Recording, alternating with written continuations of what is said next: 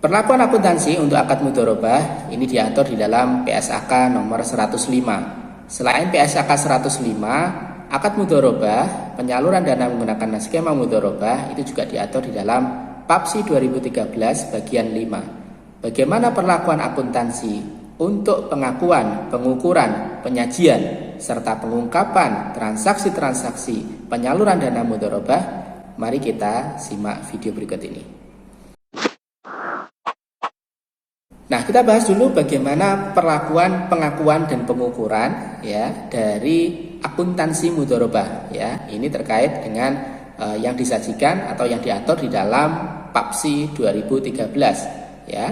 Nah, yang pertama, pembiayaan mudharabah dalam bentuk kas itu diakui pada saat pencairan sebesar jumlah uang yang diberikan bank kepada pengelola dana atau nasabah. Jadi nilai pembiayaan ya, ketika pembiayaan itu berupa kas ya, berupa uang, maka pengakuannya diakui sesuai dengan nilai kas yang diserahkan oleh bank syariah kepada nasabah. Jadi kalau diserahkan nilainya adalah 5 miliar, maka pengakuan pembiayaan mudharabahnya itu juga 5 miliar. Jika diserahkan 500 juta, juga diakui senilai 500 juta. Yang kedua, pembiayaan mudharabah yang diberikan secara bertahap diakui pada setiap tahap pembayaran. Ya, jadi pengakuannya ketika nilai total dari pembiayaan mudharabah itu adalah misalkan 100 juta, sementara penyalurannya atau pencairannya itu tidak langsung 100% senilai 100 juta, maka nilai pembiayaannya ya itu diakui sesuai dengan nilai yang dicairkan.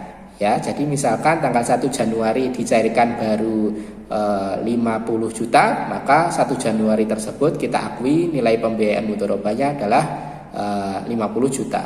Jika nanti selanjutnya di bulan Juni dicairkan 50 juta lagi, maka pada bulan Juni tersebut juga kita akui senilai 50 juta. Nah, yang ketiga, pembayaran kembali pembiayaan mudharabah oleh pengelola dana atau nasabah akan mengurangi pembiayaan mudharabah ya. Jadi jika nasabah itu mengembalikan ya pembiayaan mudharabah ya, mengembalikan modal mudharabah kepada bank syariah, maka nilai yang dikembalikan atau yang dibayarkan oleh nasabah tersebut itu akan mengurangi nilai pembiayaan mudharabah ya, dari bank syariah kepada nasabah.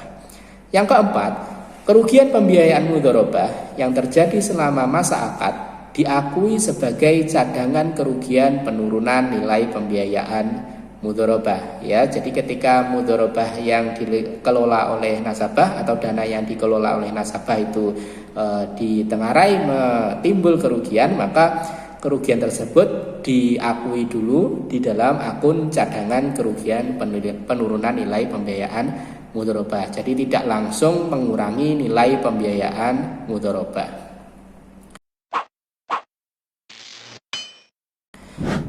Yang kelima, keuntungan yang dihasilkan dari pembiayaan mudharabah itu diakui pada periode terjadinya hak bagi hasil berdasarkan laporan hasil usaha yang disampaikan nasabah sesuai dengan nisbah yang disepakati.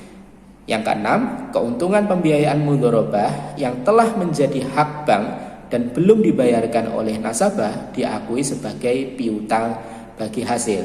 Jadi misalkan bagi hasil itu seharusnya dibayarkan oleh nasabah pada tanggal 30 Januari ya. Ternyata 30 Januari itu misalkan hari libur ya, tanggal merah, sehingga pembayaran itu tidak bisa dilakukan oleh nasabah pada tanggal tersebut.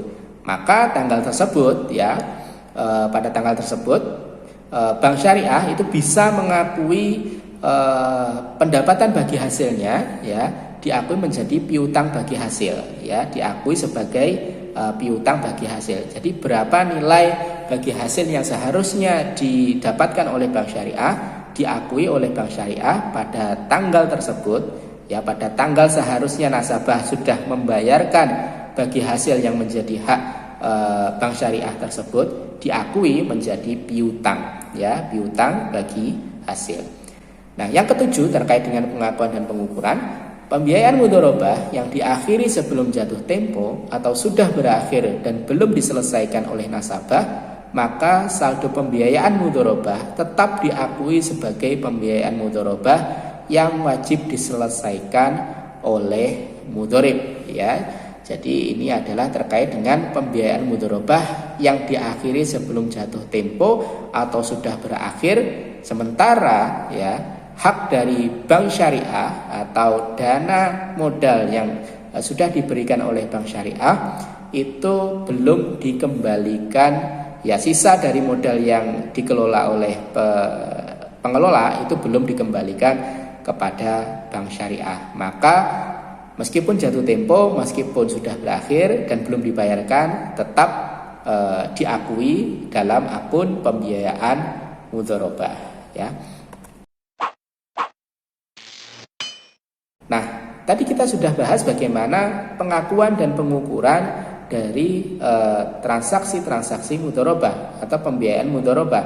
Nah, kita lanjutkan dengan bagaimana penyajiannya di dalam laporan keuangan. Nah, PAPSI 2013 mengatur yang pertama, pembiayaan mudharabah itu disajikan sebesar saldo pembiayaan mudharabah nasabah kepada pihak bank. Yang kedua, piutang bagi hasil itu disajikan sebagai bagian dari aset lainnya pada saat nasabah tergolong performing. Sedangkan apabila nasabah tergolong non-performing, maka piutang bagi hasil disajikan pada rekening administratif. Maksudnya bagaimana?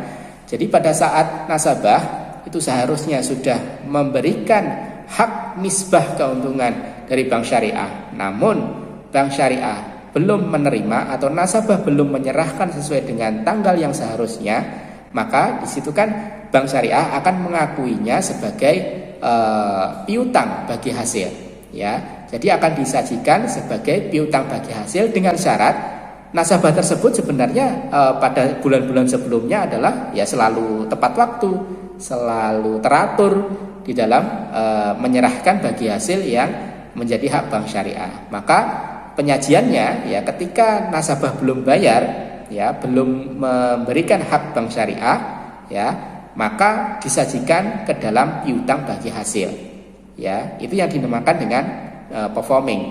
Nah, bagaimana kalau nasabah itu tidak non performing, jadi kadang nunggak, kadang telat dan lain sebagainya, maka piutang bagi hasil itu akan disajikan pada rekening administratif, ya itu terkait dengan penyajian dari piutang bagi hasil.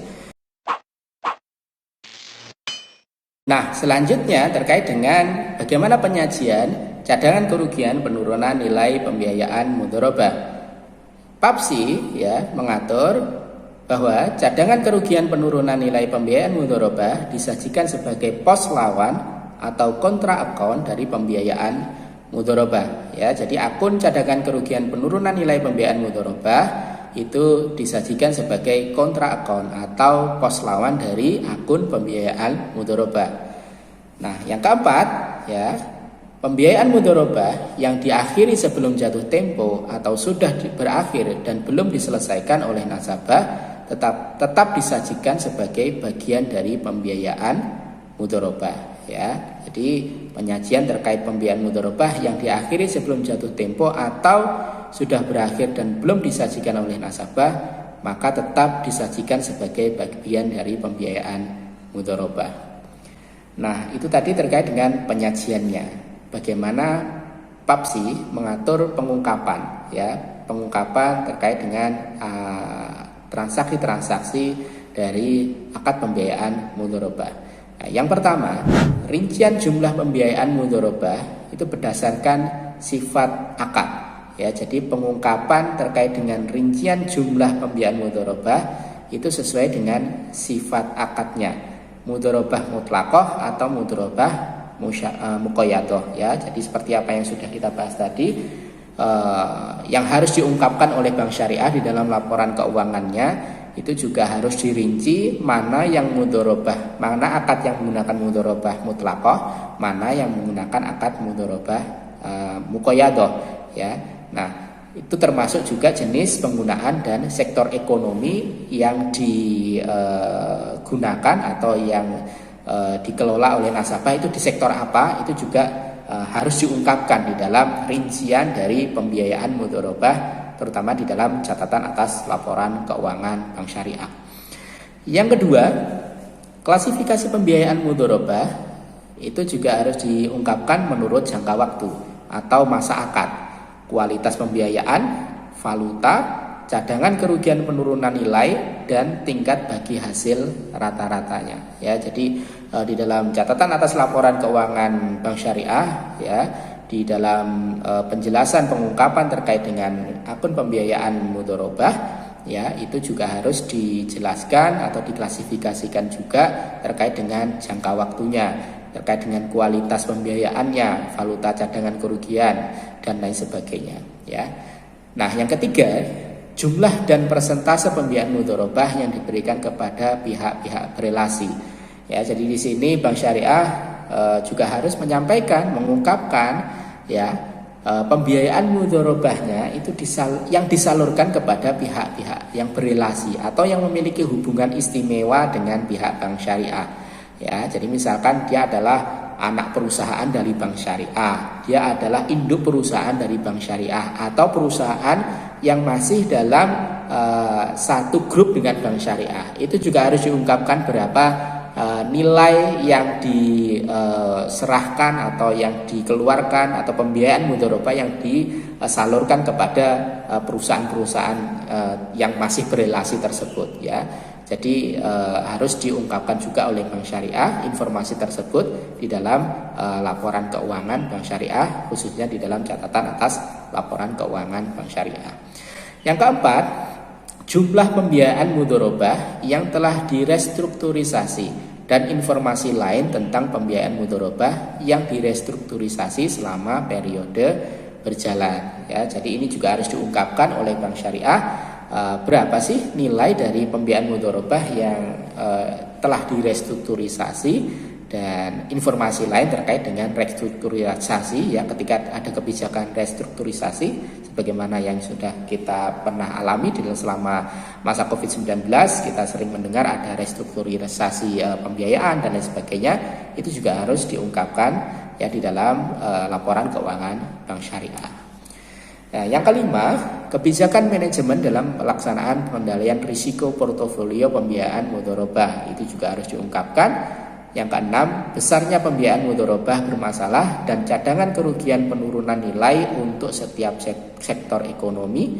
Yang ketujuh, kebijakan dan metode yang dipergunakan dalam penanganan mudharabah yang bermasalah. Dan yang kedelapan, yang terakhir, itu adalah ikhtisar pembiayaan mudharabah yang dihapus buku yang menunjukkan saldo awal, penghapusan selama tahun berjalan, penerimaan atas pembiayaan mudharabah yang telah dihapus bukukan, dan pembiayaan mudharabah yang telah dihapus tagih, dan saldo akhir pembiayaan mudharabah yang dihapus bukukan.